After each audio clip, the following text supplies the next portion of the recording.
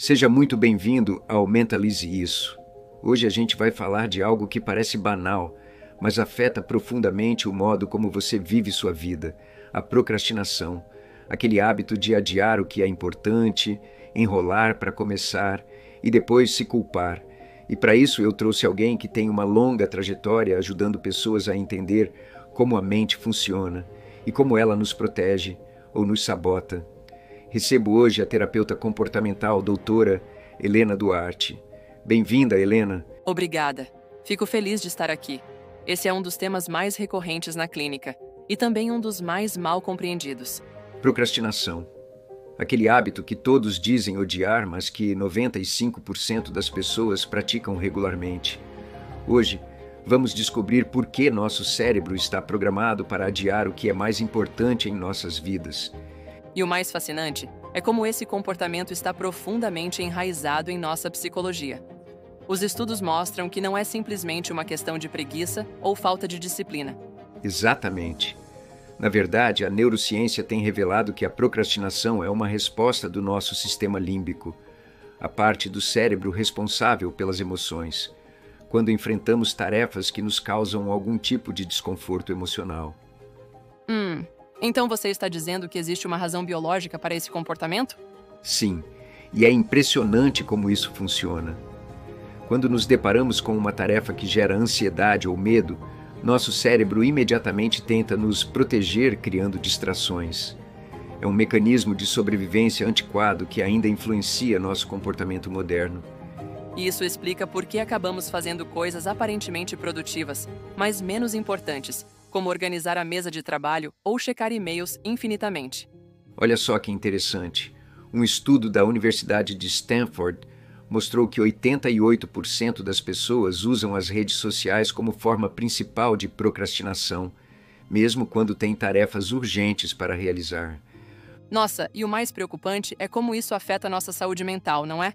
As pesquisas indicam que procrastinadores crônicos têm níveis mais elevados de estresse e ansiedade. Bem, e aqui está algo que poucos sabem. A procrastinação tem raízes profundas em nossas experiências de infância. Por exemplo, crianças que foram excessivamente cobradas ou comparadas com irmãos tendem a desenvolver padrões mais fortes de procrastinação na vida adulta.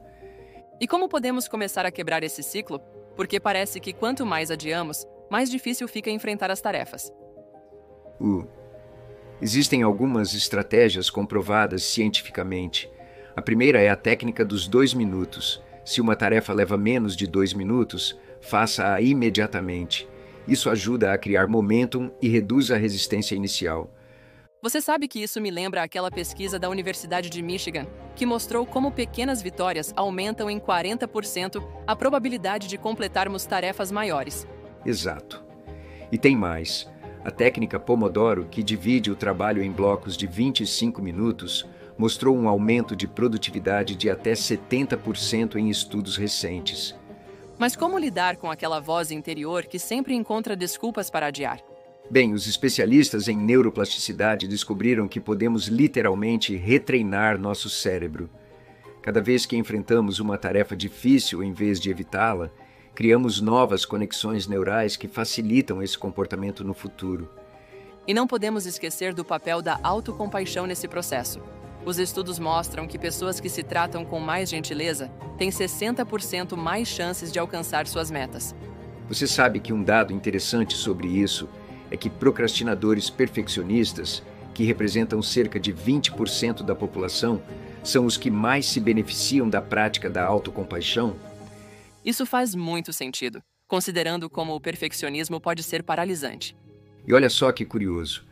Pesquisas recentes mostram que estabelecer deadlines artificiais antecipados pode aumentar em 50% as chances de completar uma tarefa no prazo real. Então é por isso que algumas pessoas conseguem ser mais produtivas quando trabalham com prazos mais apertados? Exatamente. E aqui está algo que vai te surpreender. O momento do dia também importa muito. Estudos mostram que nossa capacidade de tomar decisões e iniciar tarefas difíceis é 42% maior nas primeiras horas do dia. E como podemos usar essa informação a nosso favor? 1. A recomendação é programar as tarefas mais desafiadoras para as primeiras horas do dia, quando o nosso córtex pré-frontal, responsável pelo autocontrole, está mais energizado. Isso me faz pensar em como poderíamos reestruturar nosso dia para maximizar esses períodos de maior produtividade. Sim, e tem mais.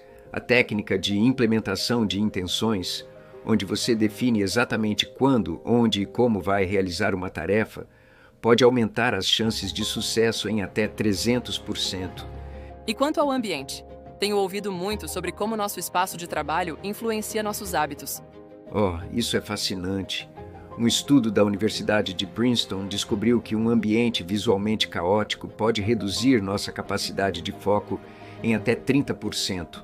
Por isso, é tão importante criar um espaço de trabalho organizado e livre de distrações. Então, basicamente, estamos falando de uma abordagem holística para vencer a procrastinação. Exatamente. E para finalizar, gostaria de compartilhar um dado que considero revolucionário. Pessoas que praticam mindfulness regularmente relatam uma redução de 70% nos comportamentos procrastinatórios. Isso realmente mostra como a consciência do momento presente pode ser uma ferramenta poderosa. Bem, chegamos ao fim de mais um episódio repleto de descobertas surpreendentes. Lembrem-se, a procrastinação não é um defeito de caráter, mas um padrão de comportamento que pode ser modificado com as estratégias certas. E o mais importante, cada pequeno passo na direção certa já é uma vitória que merece ser celebrada. Helena, muito obrigado. Essa conversa vai ressoar em muita gente, inclusive em mim. Fico feliz. E se alguém se sentiu tocado, lembre-se, existe sempre um caminho entre a fuga e a ação. Esse foi o podcast Mentalize Isso, vídeos que decodificam sua mente. Se isso fez sentido para você, compartilha com alguém que vive adiando o essencial. Até a próxima.